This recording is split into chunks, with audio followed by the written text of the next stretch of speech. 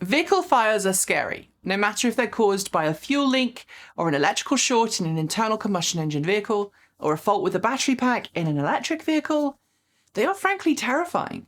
But the reality is that we all regularly drive around in boxes, usually made of some form of metal, at speeds our ancestors would have found inconceivable.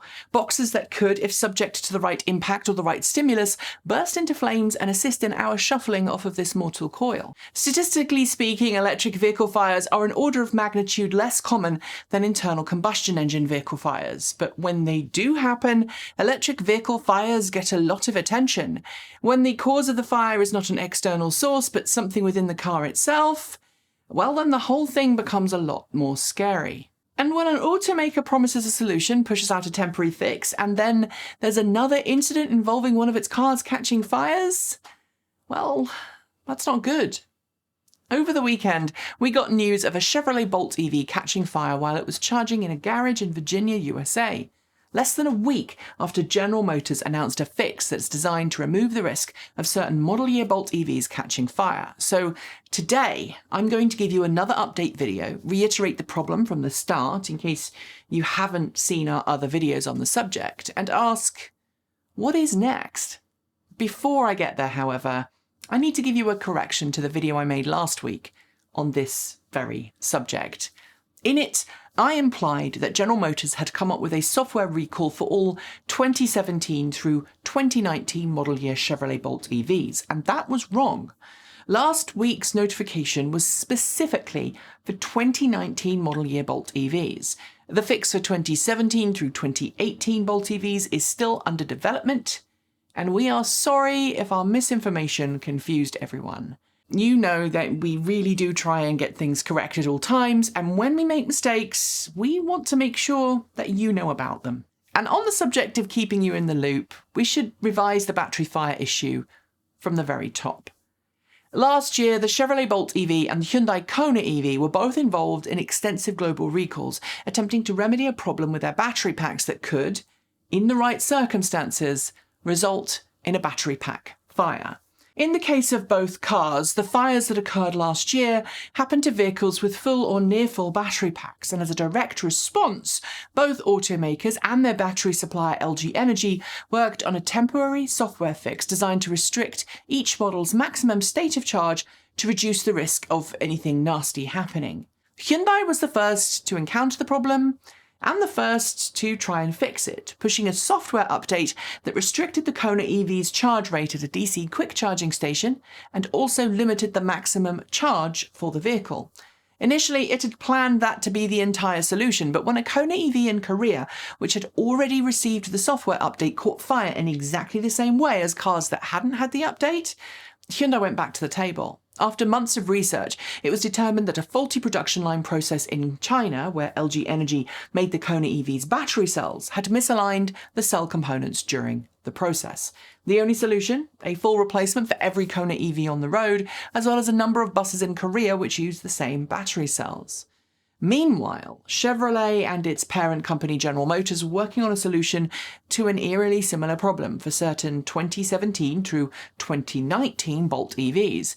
A handful of Bolts had caught fire, all either at or near full state of charge, and GM responded in a very similar way to Hyundai, issue a software update to reduce the maximum state of charge for customers' cars.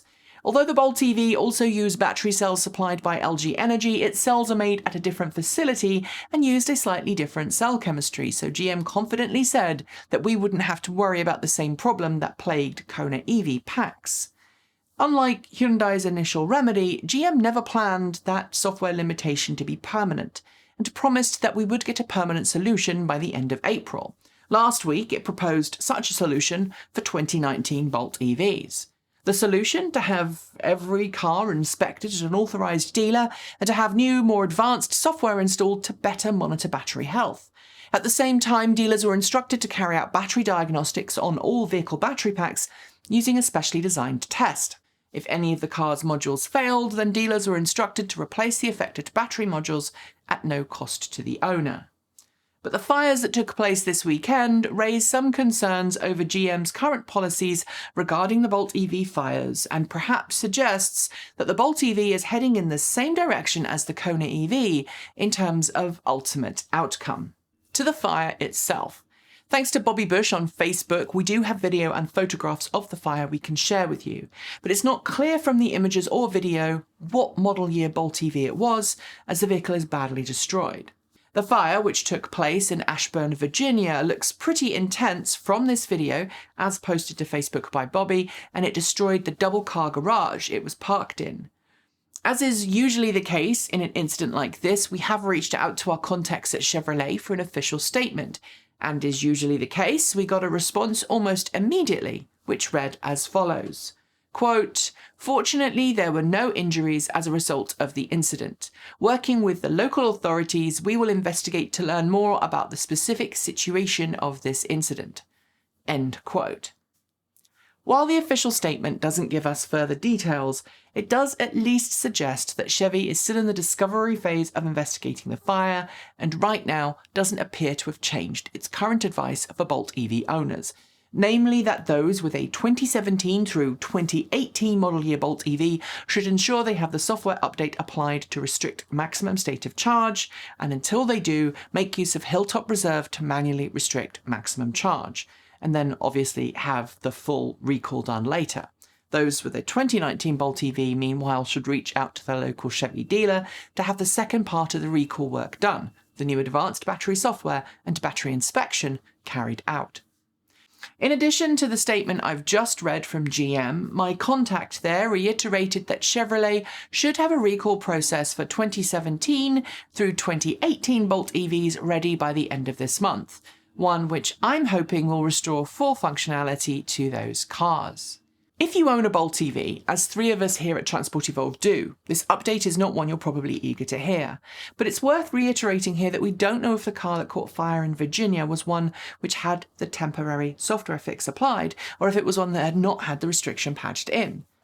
If it was the latter, then frankly it is slightly less scary. If the owner hadn't opted to have the temporary fix programmed into their car and the car caught fire, then I'd argue they weren't following official advice. But if the car had been patched to reduce its maximum state of charge and still caught fire, that changes things a lot.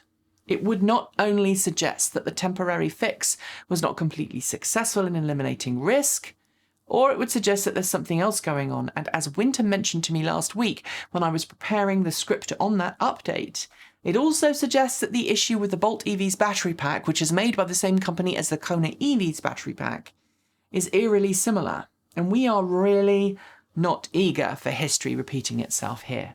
Right now, neither Chevrolet nor authorities seem ready to share what model year Bolt EV it was or what the status of the battery software was. But when we do know that, we will of course share. But where does it leave you if you're a Bolt EV owner?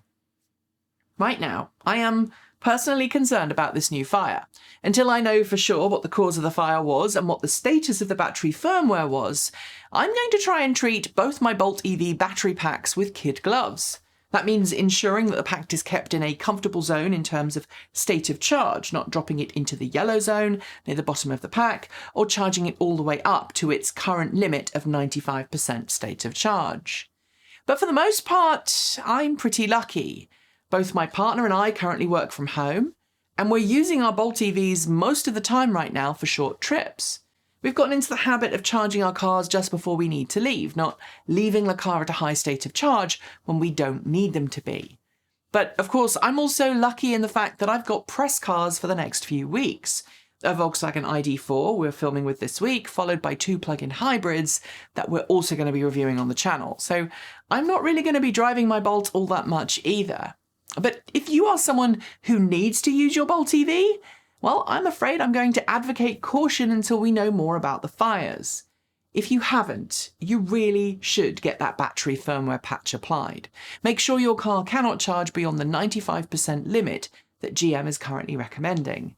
And yes, while you can apply Hilltop Reserve, which GM has said is a perfectly valid alternative to the patch, getting the patch is a belt and braces approach that means, God forbid, if anything goes wrong, you can't be accused of not following recommended practice.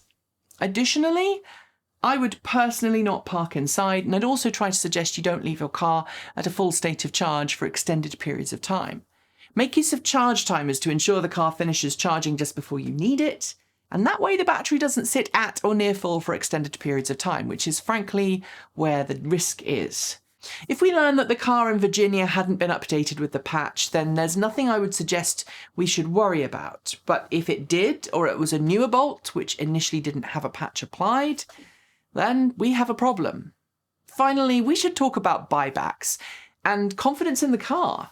General Motors is taking buybacks from customers, and I've got to admit, in the fire in Virginia, if it's linked to the car that already had been patched, I as a Bolt owner, well, I would want a new battery pack. And if not, well, then maybe a buyback is on the cards for our vehicles. It's important to remember that only 6 cars to date have caught fire out of thousands made. But when talking about fire risk, 1 is too many. And if GM can categorically eliminate the risk with a battery upgrade, I'm happy. If the car that caught fire hadn't got the update and the update really does solve the problem, I'm happy. But if the car caught fire even after an update, just as that Kona EV in Korea did, well then I think battery replacements is the only option most Bolt EV owners will be happy with. What say you? That's it for today. As always, thanks to the folks on my right for being our $15 to $49 a month Patreon supporters. Special thanks to our $50 a month Patreons: Anonymous Freak, Regine Fellows, Gordon C., Paul Conway, Laura Sandborn, Anthony Coates, Denny Hyde, Sean Ueda, and Tesla in the Gong. And our deepest gratitude to our $100 a month Patreon supporters: John Lyons, Marcel Ward, Reggie Watts, JP Fagerback, Will Graylin, and Ian. If you would like to join the ranks of wonderful supporters, you'll find links below to Patreon, Bitcoin, and Ko-fi. You can chat with the team and TE fans over at Discord. And if you'd just like to buy some TE swag, just point yourself over to our Redbubble store. Thanks for joining me, and as always, keep evolving.